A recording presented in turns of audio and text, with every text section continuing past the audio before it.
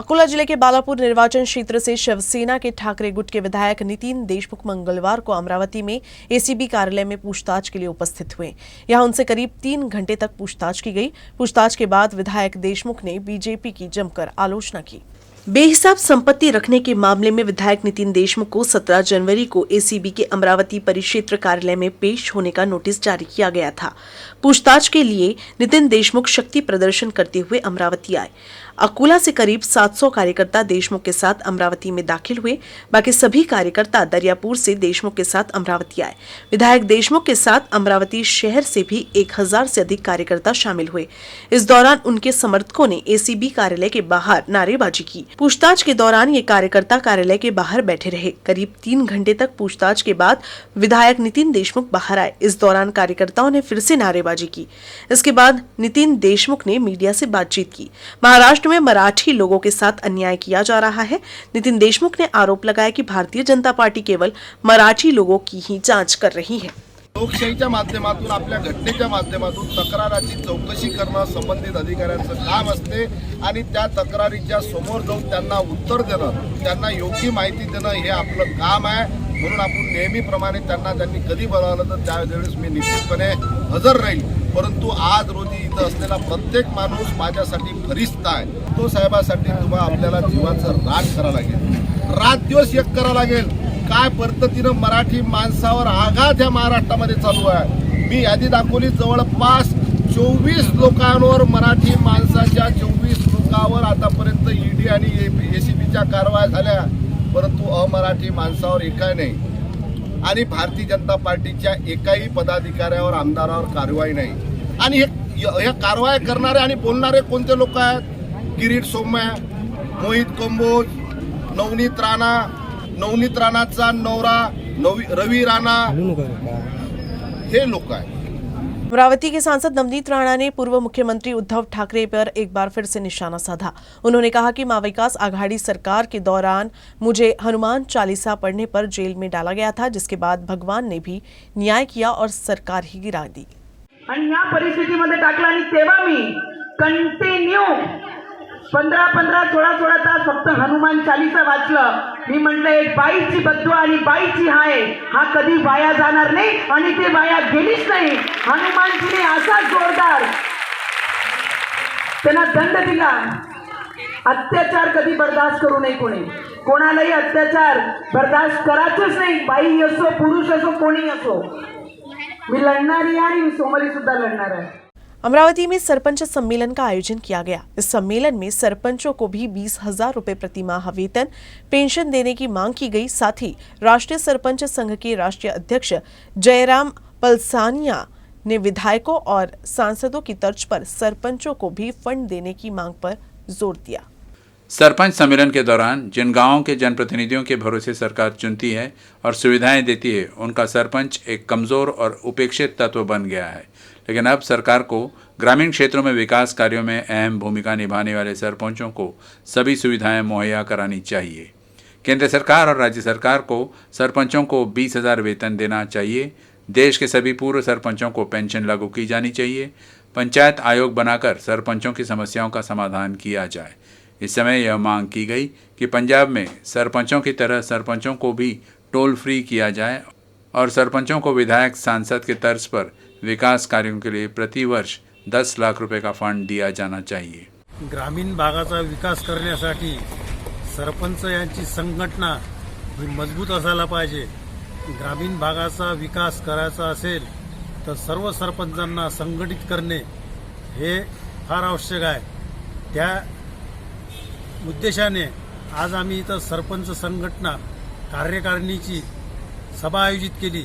त्यांचं संघटन मजबूत करण्यासाठी ही आजची कार्यकारिणीची सभा आणि त्यांना नवीन सरपंच निवडून आलेले त्यांना मान सन्मान पत्रक हे त्यांचं संघटन मजबूत होण्याकरिता आम्ही इथं ही सभा आयोजित केलेली आहे। इस अवसर पर राज्य एवं जिला कार्यकारिणी की घोषणा की गई, जिनमें प्रमोद पांडुरंग सांगोले अमरावती प्रदेश अध्यक्ष, प्रदेश उपाध्यक्ष डॉक्टर शंकरराव ठाकरे, नवनाथ जोंडाले, राज्य मार्गदर्शक राजकुमार मेश्राम, सलाहकार पूर्व आयुक्त प्रभाकर सरदार, महाराष्ट्र प्रभारी रामनाथ बोराडे संगमनेर, उपाध्यक्ष नवनाथ जोंधले, राज्य प्रचार प्रमुख मंगेश तायडे, अमरावती जिलाध्यक्ष शांतानु निश्चित, देवेंद्र गेडाम, निखिल काले, अनिल खड़से, पुणे जिला कार्यकारी अध्यक्ष महेश धावड़े, एडवोकेट मेहरे, महासचिव राजू गजबिये, योगेश नेमाड़े, उपाध्यक्ष बुद्धराज नवले आदि की नियुक्ति की गई। सभी नवनियुक्त पदाधिकारियों का गणमान्य व्यक्तियों द्वारा अभिनंदन किया गया। इस अवसर पर सभी को नियुक्ति पत्र प्रदान किए गए।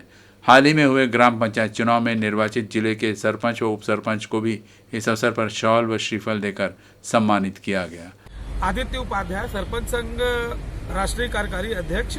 आज यहाँ हम महाराष्ट्र में उपस्थित हुए हैं और आज महाराष्ट्र के 27,000 सरपंचों के प्रतिनिधित्व करने के लिए आज हम लोगों ने यहाँ प्रमोद जी को प्रदेश अध्यक्ष बनाया हुआ है और हमको पूरा भरोसा और विश्वास है कि आम जनता की बातों को, ग्रामीण विकास को मद्देनजर रखते हुए प्रमोद जी कदम से कदम मिला के राष्ट्रीय सरपंच संघ के साथ चलेंगे और सरकार से भी हमको अपेक्षित सहयोग तभी मिलेगा जब संगठन हमारा बहुत मजबूत रहेगा।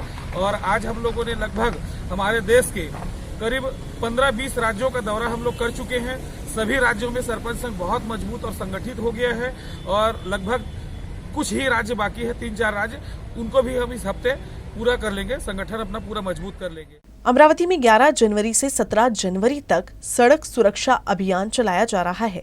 इसके तहत अमरावती ट्रैफिक पुलिस द्वारा विद्यार्थियों को यातायात नियमों की जानकारी दी गई। अमरावती में 11 जनवरी से 17 जनवरी तक सड़क सुरक्षा अभियान चलाया जा रहा है। इस अभियान में सड़क में दुर्घटनाओं को रोकने के लिए अमरावती सिटी पुलिस यातायात विभाग द्वारा छात्रों को यातायात नियम सिखाए गए। पिछले कुछ समय में दुर्घटना में युवाओं की संख्या बढ़ी है। हादसों में सबसे ज़्यादा युवाओं की ही मौत होती है। बिना लाइसेंस धारक बने वाहन न चलाएं, हेलमेट, सीट बेल्ट, गति सीमा, यातायात नियमों का पालन करें और दुर्घटनाओं को कम करने के लिए यातायात पुलिस विभाग का सहयोग करें। 11 जानेवारीपासून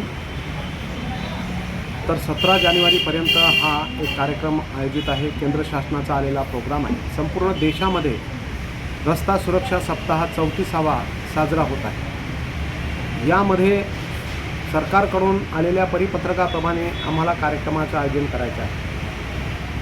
ज्या पद्धतीने चौकामध्ये चौकसभा, लोकांना ट्रॅफिकच्या नियमांसंबंधात जागृत करणे, शाळा महाविद्यालयामध्ये जाऊन विद्यार्थ्यांना जागृत करणे, आकाशवाणीवरून जनजागृतीचा प्रसार लोकांपर्यंत वाहतुकीच्या नियमांसंबंधात पोहोचावा, हा एकमेव आमचा उद्देश आहे। देशामध्ये होत असलेले जे अपघात आहेत ते अपघाताची संख्या माननीय सुप्रीम कोर्टांच्या निर्देशाप्रमाणे वर्षाला 30% कमी व्हावी, हा एकमेव आमचा उपक्रम आहे। रोड, रस्ते, छोट्या मोठ्या गल्ल्यासुद्धा फार चांगल्या झालेल्या आहेत। संत गाडगी बाबा अमरावती विश्वविद्यालय के स्नातकोत्तर शारीरिक शिक्षा विभाग में 16 से 28 जनवरी के बीच विश्वविद्यालय के सभी अधिकारियों, शिक्षकों, कर्मचारियों, छात्रों और नागरिकों के लिए शारीरिक फिटनेस प्रशिक्षण शिविर का आयोजन किया गया है। Vice chancellor doctor Vijay Kumar Choubey ने इस शिविर का उद्घाटन किया। इस योग शिविर में सभी को स्वस्थ जीवन के लिए योग और नियमित व्यायाम करने की सलाह दी गई। इस दौरान अमरावती विश्वविद्यालय के कुलगुरु डॉक्टर विजय कुमार चौबे ने कहा कि स्वस्थ जीवन के लिए शारीरिक रूप से फिट होना चाहिए। व्यायाम हमें फिट रखता है, इसलिए सभी को रोजाना व्यायाम करना चाहिए। यह अच्छे स्वास्थ्य के लिए आवश्यक है और इसे उपेक्षित नहीं किया जाना चाहिए। शारीरिक स्वास्थ्य ही असली धन है। देश के विकास में स्वास्थ्य भी महत्वपूर्ण है। भारत को युवाओं का देश कहा जाता है। यह शिविर स्वस्थ जीवन जीने में भी मदद करेगा। उन्होंने आगे कहा कि इस तरह के शिविर मेलघाट और अन्य स्थानों पर आयोजित किए जाने चाहिए और अच्छे स्वास्थ्य के लिए जागरूकता पैदा की जानी चाहिए ताकि इससे समाज को लाभ हो। I already know that Kapil sir has spoken to me many importance of the fitness. But during this pandemic, when we have been writing about this, that how much cost we are bearing about this unfitness of the population on the national exchequer, and how much we are spending for the person who are unhealthy to carry them, to make them alive. Really, we have been realized during pandemic that fitness is such things which the nation has to make an audit. Fitness is such things which makes every person to have the healthy body, and the healthy body can have the good thinking, and other repercussions and impact of the healthiness is definitely can be seen on other activities. Amravati में युवा स्वाभिमान party द्वारा आयोजित कृषि प्रदर्शनी में मकर संक्रांति के उपलक्ष्य में सामूहिक रूप से हल्दी कुंकू कार्यक्रम का आयोजन किया गया। इसमें सांसद नवनीत राणा भी शामिल हुई। मकर संक्रांति में युवा स्वाभिमान पार्टी द्वारा आयोजित कृषि प्रदर्शनी में महिलाओं द्वारा हल्दी कुमकुम कार्यक्रम का आयोजन किया गया। इस मौके पर सांसद नवनीत राणा के उखाड़े पर विधायक रवि राणा भी मुस्कुरा उठे। फाटक पे फाटक, फाटक पे गन्ना, तू हेमा मालिनी, मैं राजेश खन्ना। इस कार्यक्रम में विधायक रवि राणा और सांसद नवनीत राणा शामिल हुई। उस कार्यक्रम में सांसद नवनीत राणा ने महिलाओं के साथ पारंपरिक रूप से हल्दी कुमकुम लगाते हुए एक दूसरे को वान दिए।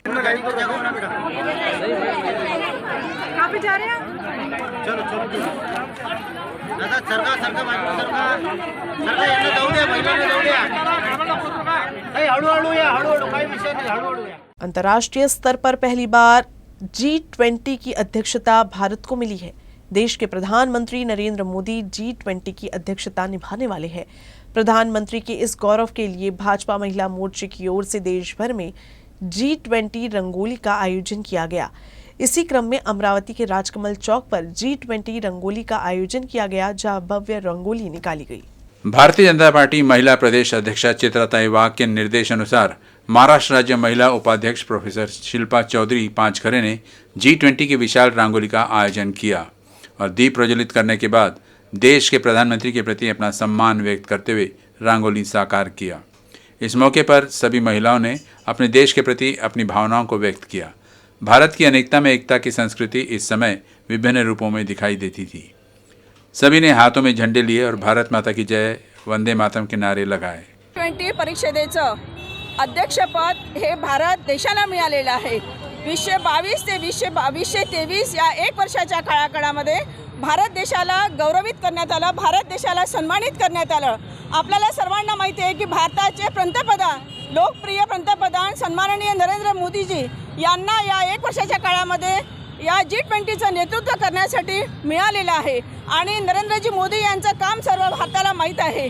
20 राष्ट्रांपैकी आपल्याला हा जो गौरव प्रदान झालेला आहे महाराष्ट्राला, अतिशय आनंदाची ही अशी बाब आहे आणि याच्यामध्ये नरेंद्रजी मोदी हे यांचं नेतृत्व या वर्षामध्ये करणार आहे। मला निश्चित अभिमान आहे की महाराष्ट्राला हा म्हणजे भारत देशाला हा गौरव मिळालेला आहे। पहिल्यांदा भारताला नेतृत्व करण्याची संधी मिळालेली आहे। आज आमच्या राष्ट्रीय महिला मोर्चाच्या अध्यक्षा यांच्या आपण निर्देशामध्ये आज आपण सर्व भारतभर आज आपण सर्व रांगोळी घालून आज हा लोगो करत आहोत की G20चा।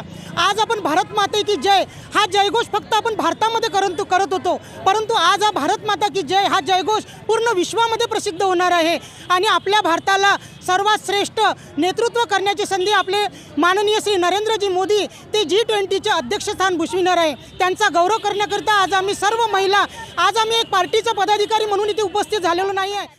अमरावती जिले के चांदुर बाजार तहसील के तलेगांव में एग्रो फ्रेंड और डिजिटल के संयुक्त तत्वावधान में संतरे की फसल पर आधुनिक ड्रोन की मदद से छिड़काव का प्रदर्शन किया गया। एग्रो फ्रेंड के निदेशक आकाश पाटिल ने कहा कि फसल उत्पादन की लागत के साथ साथ समय और श्रम की बचत के लिए कृषि में आधुनिक तकनीक का उपयोग बढ़ाना आवश्यक है। फसलों पर स्प्रे करने के लिए ड्रोन जैसे आधुनिक तकनीकों के इस्तेमाल से समय, धन और श्रम की काफी बचत होगी। कार्यक्रम में डिजिटल बॉक्स के पंकज देवपुरकर एवं शांतनु वाघ ने ड्रोन की विभिन्न पुर्जों के समन्वय, बैटरी, रिमोट हैंडलिंग, ड्रोन के संचालन एवं अन्य महत्वपूर्ण पहलुओं की उपस्थित किसानों को जानकारी दी। आता ह्याची ट्रायल घेत आहे संत्रा पिकावर, त्यासाठी आपण यामध्ये श्री रामभाऊ कळमकर यांच्या शेतामध्ये आपण याची ट्रायल घेत आहोत। तर श्री रामभाऊ कळमकर आपण यांच्या शेतामध्ये याचा ट्रायल घेत आहोत। तर आता तुम्हाला याची कशा प्रकारे फवारणी होते तर त्याविषयी आपण संपूर्ण माहिती देऊ। तर चला चालू करूया तो।